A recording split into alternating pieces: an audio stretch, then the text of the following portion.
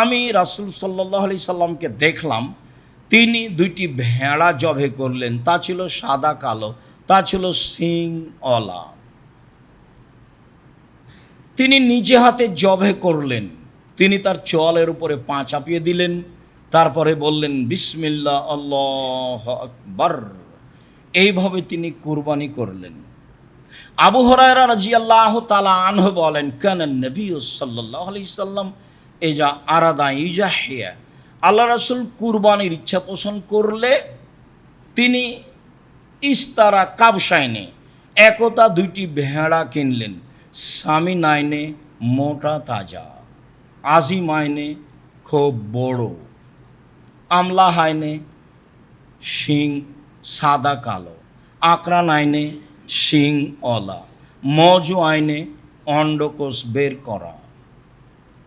জাবাহ আহাদাহুমা মিন মোহাম্মদ ও আলে মোহাম্মদ, দুইটার একটা জবে করলেন তার জন্য এবং তার পরিবারের জন্য। ইবনু মাজাহ, হাদিস সহিহ। পরিবারের পক্ষ থেকে অন্তত একটি কুরবানি করতে হবে মর্মে যখন হাদিস পেশ করব, কিছুক্ষণ পরে তখন এই হাদিস আবারও আসবে। সম্মানিত দিনী ভাই বোন, কুরবানি। জাবের রাদিয়াল্লাহু তাআলা আনহু বলেন লা তাসবাহ ইল্লা মুসিন্না, তোমরা দাঁত ছাড়া কুরবানি করো না। পশু কেনার সময় দাঁত দেখতে হবে জরুরি, দাঁতেছে কি না, দাঁত আছে কি না। সাধারণত ছাগল দাঁতে 1 বছরে, গরু দাঁতে 2 বছরে, উট দাঁতে 5 বছরে, আর মানুষ দাঁতে 7 বছরে। এটা সাধারণত একটা সময়। তবে 1 বছর হলেই ছাগল কুরবানি করতে হবে কথা তা নয়, দাঁত হতে হবে, এ কথাই ঠিক।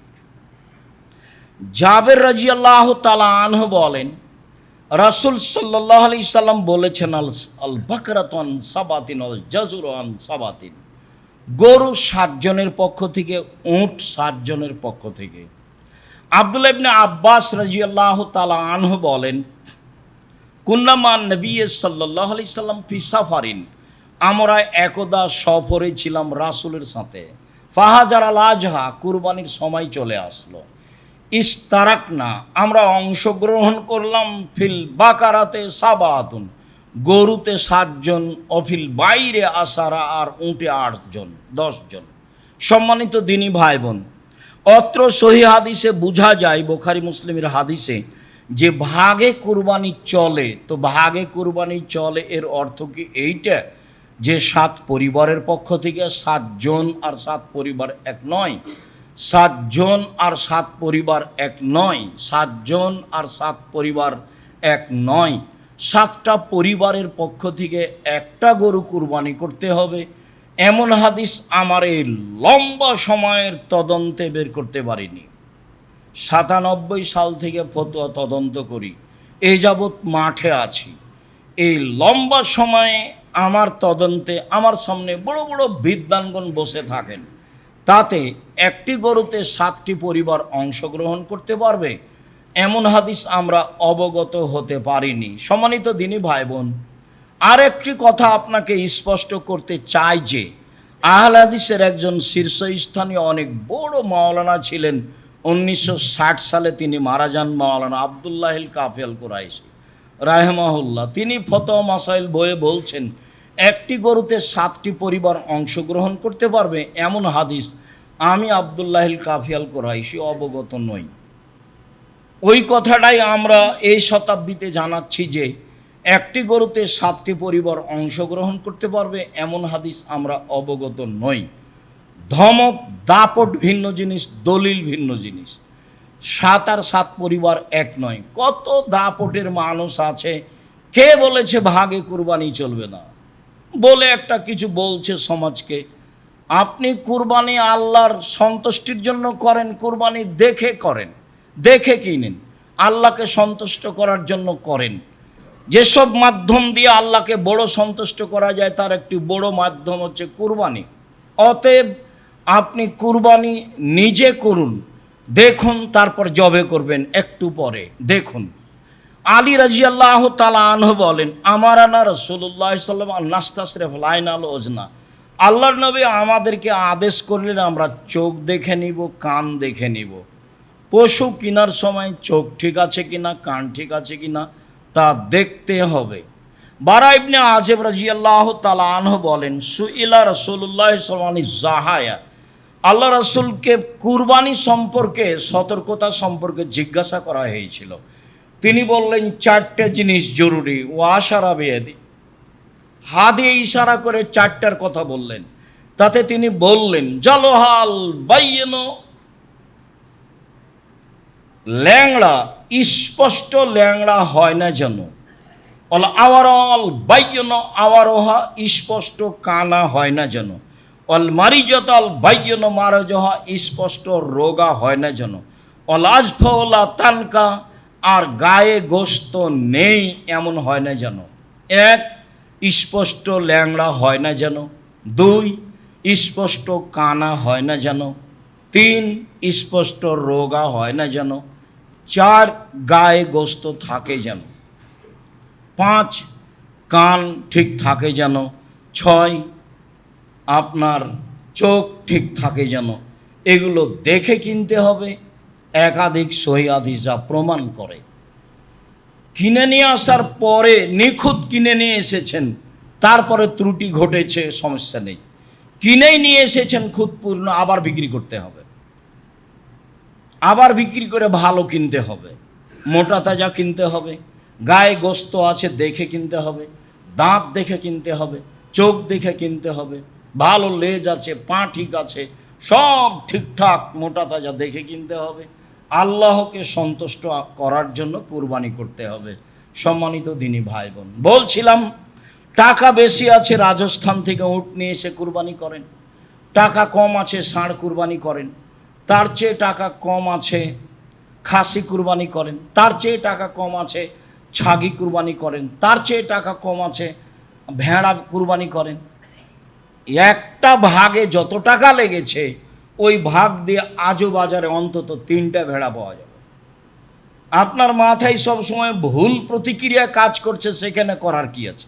আমি আমার আব্বাকে দেখেছি নিয়মিত ভাগে কুরবানি দেওয়া। ভাগে কুরবানি চলবে কি চলবে না এ বিবেচনা সমাজের লোক করতো কি না তা আমার জানা নেই।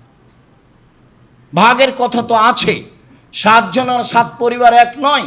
পরিবারের পক্ষ থেকে কুরবানি হতে হবে একটা, এ কথাই ঠিক। সারা জীবন 2 ভাই ভিন্ন ভিন্ন খেলেন বা বেঁচে আছে তাই 2 ভাইয়ের টাকা দিয়ে একটা গরু করে পার হয়ে গেলেন, এ আবার কোন কথা? যদি তাই হয় তাহলে 2 ভাইয়ের টাকা দিয়ে বাপের নামে একটা কুরবানি করেন, গরু কিনেন, আর আপনি একটা খাসি কিনেন, আপনার ভাই একটা কিনুক, 3টা হোক, গ্রামের লোক বেশি পায়। আল্লাহ রাসূল সাল্লাল্লাহু আলাইহি সাল্লাম 100টি গরু কুরবানি করেছিলেন, 63টি নিজ হাতে করেছিলেন, আর বাকি 37টি আলীকে বললেন, আলী এগুলো তুমি কুরবানি করো। আমার আহু, আলীকে আদেশ করলেন, আই একসেমা বদনাহু ও লহুমাহা ও জেলালাহা, সব গোস্ত এবং চামড়া এবং ওর গায়ে যে চটছালা ছিল, যেগুলোকে চাঁপাইনবাবগঞ্জের ভাষায় ঝুল বলা হয়, শীতের দিনে তাকে শীত থেকে ঠেকানোর জন্য গায়ে যেগুলো দেওয়া হয় সব ফকির মিসকিনকে দিয়ে দলিল মাসাকিন আদেশ করলেন। তো শুধু নিজে খাওয়ার লক্ষ্যে কুরবানি করবেন কেন? দেওয়ার লক্ষ্যে করবেন, যেহেতু বড় নেকি, বড় মাধ্যম আল্লাহকে সন্তুষ্ট করার। তো সংকীর্ণতায় যান কেন? টাকা কম আছে একটা ভেড়া কিনেন, নাহলে একটা ছাগি কিনেন, নাহলে একটা খাসি কিনেন। ভাগের মাথায় আসছে কেন? টাকা বেশি আছে 10টা 50টা গরু করেন না। এলাকার গরিব মানুষ খায় না কেন? সম্মানিত তিনি ভাই বোন, একটি পরিবারের পক্ষ থেকে একটি প্রাণী কুরবানি করতে হবে। এক, আয়েশা রাদিয়াল্লাহু তাআলা আনহা বলেন, নাহারা রাসূলুল্লাহ সাল্লাল্লাহু আলাইহি সাল্লাম ফি হাজ্জাতিল বিদায়ে মিন আলে মুহাম্মদ বাকারাতান ওয়াহিদাতান। রাসূল সাল্লাল্লাহু আলাইহি সাল্লাম বিদায় হজের বছর তার পরিবারের পক্ষ থেকে তিনি একটি গরু কুরবানি করেছিলেন, বাকারাতান ওয়াহিদা, একটি গরু। হাদিস বুখারী মুসলিম। আয়েশা রাদিয়াল্লাহু তাআলা আনহা বলেন, আমারা রাসূল সাল্লাল্লাহু আলাইহি সাল্লাম আদেশ করলেন বেকাবসিন একটা ভেড়ার আকরানা শিংওয়ালা এটাও ফি সদিন অয়াব্রকো ফি সদিন এঞ্জুরো ফি সদিন, কালোতে খায়, কালোতে হাঁটে, কালোতে শয়। কালোতে খায় মানে পাঁক মুখ কালো, কালোতে শয় মানে পেট কালো, কালোতে হাঁটে মানে পা কালো। কালো প্রাণীর মধ্যে কি রহস্য আছে? তাতে বিদ্বানগণ মনে করেন যে কালো প্রাণীর গোস্তে স্বাদ বেশি আছে, হতে পারে। রহস্য রাসূল সাল্লাল্লাহু আলাইহি ওয়াসাল্লাম কিছু বলে যাননি। তবে রাসূল যখন ভেড়া কিনতে বললেন তখন বলেন, এই শোনো, দেখে কিনিও, কালোতে খায় এমনটা, কালোতে হাঁটে এমনটা, কালোতে দেখে এমনটা। হয়তোবা কালো প্রাণীর গায়ের গোস্তে স্বাদ থাকতে পারে, আল্লাহু আলাম। সঠিক তথ্য আমাদের জানা নেই। বিদ্বানগণ এইভাবে মনে করেন, যা আপনার সামনে পেশ করলাম। ফাউতিয়া বেহা নিয়ে আসা হলো। আয়েশাকে বলেন, আয়েশা ইসাজিহা বেহাজারিন, ছুরিটা ধারালো করে নিয়ে আসো। আমাদের দেশে পুরুষ মানুষ ছুরি ধারালো করে। আল্লাহর নবী আয়েশাকে বলছেন, আয়েশা ছুরিটা ধারালো করে নিয়ে আসো। স্ত্রীর নাম ধরে ডাকা ভালো। আর একটু আগে অবগত হলেন স্ত্রী স্বামীর নাম ধরে ডাকছেন, ইব্রাহিম কোথায় যাচ্ছেন, ইব্রাহিম কোথায় যাচ্ছেন, ইব্রাহিম কোথায় যাচ্ছেন। ইব্রাহিম আলাইহিস সালামের স্ত্রী তার স্বামীর নাম ধরে ডাকতে পারে, আপনার পারে না? আপনি আবার ইব্রাহিম আলাইহিস সালামের চেয়ে সম্মানী কখন হলেন যে আপনি বলছেন যে নাম ধরে ডাকা বেয়াদবি? নাম ধরে ডাকা বেয়াদবি, বলাই বেয়াদবি। নাম ধরেই ডাকতে হবে, এটাই ঠিক। স্বামী স্ত্রীর নাম ধরে ডাকলে বরং খুশি হয়। একটু আদেশ করবেন, খালি মুখখান ভারী করে গরম হয়ে থাকিন না। গরম হয়ে থাকলে অত অভিমান করলে পূরণ হবে না, তখন শেষে হবে তালাক। অত অভিমান করেন কেন? পানি ঢেলে দেয়নি সেই অভিমান, বিছানা ঠিক করে দেয়নি সেই অভিমান, এই করেনি সেই অভিমান, ওর শ্বশুর টাকা পয়সা দেয়নি সেই অভিমান। এত অভিমান বইয়ের উপরে করেন কেন? আদেশ করেন, খালেদা এইদিকে শোনো, এক গ্লাস পানি নিয়ে আস, খুশি হয়ে যাও। নাম ধরে ডাকেন, অভিমান কম করেন। বরং ও মহিলা মানুষ আপনার উপরে অভিমান করতে পারে, যদিও অভিমান করলে ক্ষতি হয়। আমি বলেছি মহিলা মানুষ হিসাবে 3টা কাজ জরুরি। 1, অভিমান করবে না। 2, প্রতিবাদ করবে না। 3,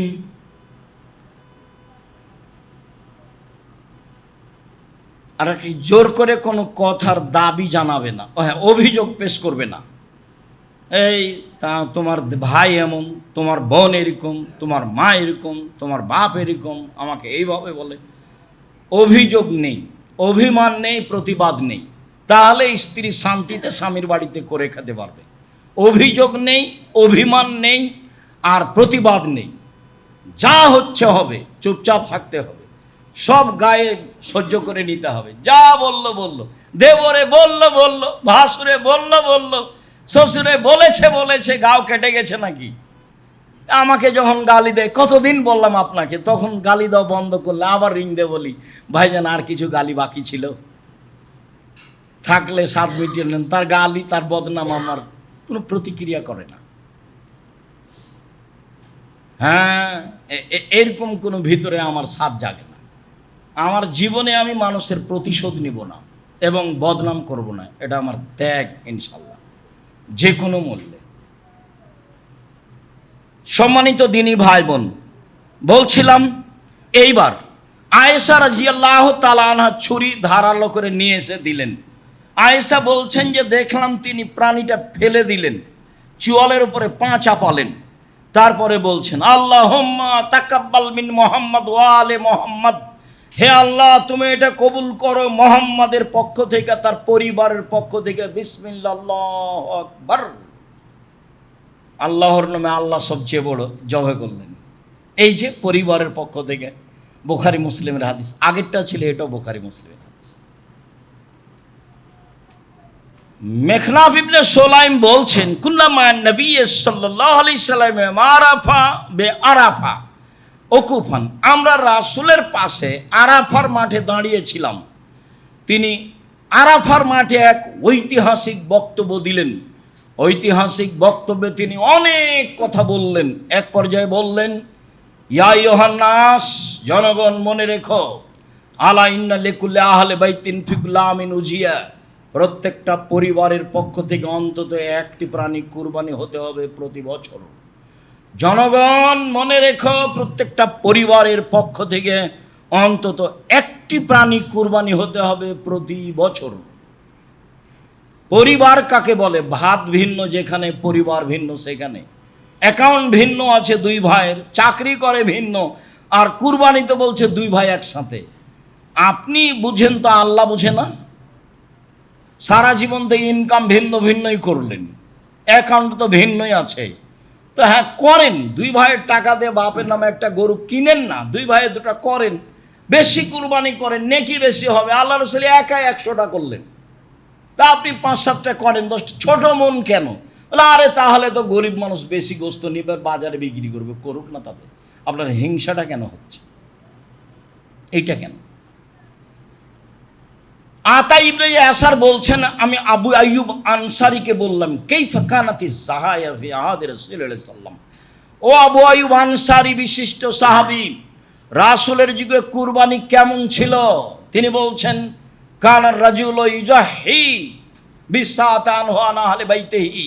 রাসূলের যুগে পরিবারের মালিক তার পক্ষ থেকে এবং তার পরিবারের পক্ষ থেকে একটি ভেড়া কুরবানি করতেন। একুল নইতে মুনা, খেতেন ও খাওয়াতেন, খেতেন ও খাওয়াতেন। এই যে 4-5টা হাদিস আপনার সামনে পেশ করলাম, পরিবারের পক্ষ থেকে অন্তত একটি প্রাণী কুরবানি করতে হবে।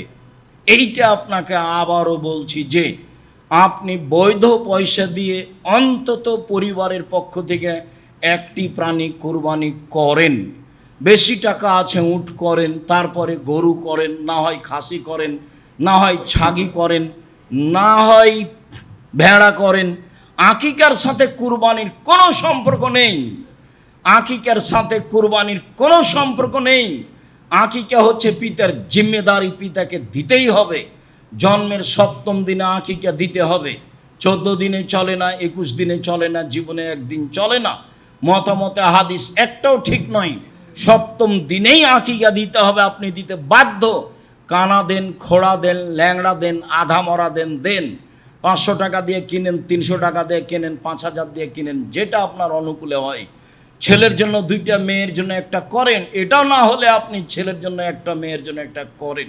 আপনি আকিকা দেন, আকিকার গোস্ত আপনার নিজস্ব গোস্ত, আপনি খাবেন না আরেকজনকে খাওয়াবেন, সেটা আপনার ব্যাপার। থাকলো কুরবানি, তখন আল্লাহ রসুল বলছেন যে ফাকুল ওয়াতিমুল বায়েসাল ফাকির, পৃথিবীর মানুষ কুরবানির গোস্ত তোমরা খাও এবং অসহায় দুস্থ গরিব মানুষকে খেতে দাও। আদেশ, কুরবানি নেকির কাজ, আদেশ পালন করতে হবে, নিজে খেতে হবে এবং ফকির মিসকিন অসুস্থ মানুষকে, অসহায় মানুষকে খাওয়াতে হবে। রাসূল সাল্লাল্লাহু আলাইহি ওয়াসাল্লাম বললেন, কুল ওয়াদ্দাখির ওয়াতিমুল বায়েসাল ফাকির, কুল ওয়াদ্দাখির ওয়াতিমু, পৃথিবীর মানুষ তোমরা কুরবানির গোস্ত খাও, জমা রাখো, দুস্থ গরিবদের খাওয়াও। কুরবানির গোস্ত ফ্রিজে রেখে লম্বা সময় খেতে পারেন। অসহায় মানুষ পাশে ছিল, তাকে দিলেন না, তারপরে ফ্রিজে রেখে দিলেন, তাহলে কি হলো? ভুল হয়েছে, এটা কৃপণতা হয়েছে, ঠিক হয়নি। হ্যাঁ, নেওয়ার যদি না থাকে, কেউ জমা রাখেন, সেটা ভিন্ন কথা, তবে দেওয়ার চেষ্টা করবেন। আল্লাহ রসুল আলীকে আদেশ করলেন, আলী, যে কয়েকটা গরু জবাই করা হলো তার 1 টুকরা নিয়ে রান্না করো, আর সব ফকির মিসকিনের মধ্যে বন্টন করে দাও। বেশি করে করেন, ফকির মিসকিনের মধ্যে বন্টন করে দিবেন। আব্দুর রাজ্জাক সাহেব ফকির নিয়ে যত বিক্রি করে, তাতে আপনার কি? বিক্রি করলে আপনার, হিন্দু যদি চাইতে আসে তবুও দিবেন। একটা কথা মনে রাখেন, বহুবার বলেছি, আবার আজকে বলছি, যখন কেউ চাইবে তখন দিয়ে দিয়ে হাতিতে চড়ে থাকলেও, যেটা আপনার অনুকূলে হয়। আপনি যখন নিজে দিতে যাবেন তখন সে যেন পরহেজগার মানুষ হয়। আতেমু তোয়ামকমা তোকা, তুমি পরহেজগার মানুষকে খেতে দাও। 10 টাকা দান করলে যেখানে শিরক নাই, বিদাত নাই, সেখানে দান করতে হবে। কাউকে খাওয়াতে চাইলে পরহেজগার মানুষকে খাওয়াতে হবে। এই হাদিসের সুবাদে মানুষ আলেম ওলামাকে দাওয়াত দিয়ে থাকে। মানুষের ধারণা যে আলেম ওলামা ভালো মানুষ, কথা ঠিকই আছে, কারণ আল্লাহ রসুল বলছেন আল ওলামা ওয়ারাসাতুল আম্বিয়া, আলেম ওলামা নবীগণের উত্তরাধিকারী। ভালোই তো কথা, কথা তো সুন্দর। এই হিসেবে আলেম ওলামাকে দাওয়াত দিতে হবে, এই কথাও ঠিক। আবার আল্লাহ রসুল বলছেন মৌলানা সাহেব দিয়ে জাহান্নাম উদ্বোধন হবে। তখন মৌলানা সাহেবকে দিয়ে যদি জাহান্নাম উদ্বোধন হয়, তাহলে তা আপনাকে বিবেচনা করতে হবে। মাছ দিয়ে ভাত খেলে কাঁটা ফেলে খান, বুদ্ধি তো আছেই। তো আলেম বলছে আসলেই তা আপনি একটু ভেবে দেখলেই হবে, একটু জিজ্ঞাসা করলেই হবে। থুথির জোর সেই বক্তা, আসলেই কি তাই? আলেম ওলামা মানুষ আছে, পরহেজগার মানুষ আজও আছে। বিবেচনা করে চিন্তা ভাবনা করে একটু দিনের কাজ করবেন। খুতবার শেষে চলে আসলাম, সম্মানিত দিনী ভাই বোন। খুতবার শেষে আপনাকে বলছি, জুলহিজ্জার 1 তারিখ থেকে 9 পর্যন্ত সিয়াম রাখার প্রাণপণে চেষ্টা করতে হবে।